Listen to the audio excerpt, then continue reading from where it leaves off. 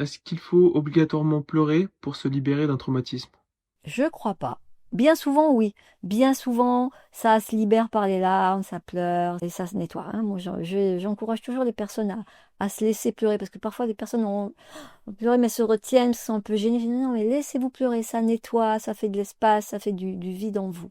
Donc ça, c'est vraiment une façon de se libérer. Mais c'est pas la seule.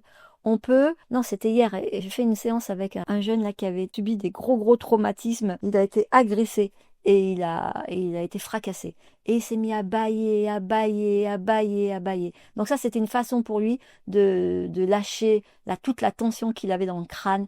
Il a bâillé, bâillé, bâillé. Il n'a pas pleuré, mais il a énormément bâillé. Il n'en revenait pas, mais il a bâillé peut-être 60 fois pendant la séance. Voilà.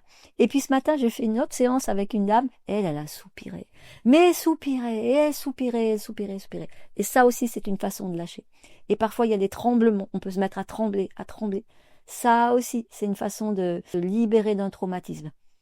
Il y a plein de façons, en fait. Tant que ça passe par le corps, c'est la bonne façon. S'étirer, se mettre en mouvement, plein de façons. Peut-être crier un peu, avoir un mouvement de colère, repousser, retrouver son territoire. Tout ça, c'est des façons de se libérer d'un trauma. En fait, il y a une façon par personne, c'est comme toujours, et ça, c'est bien.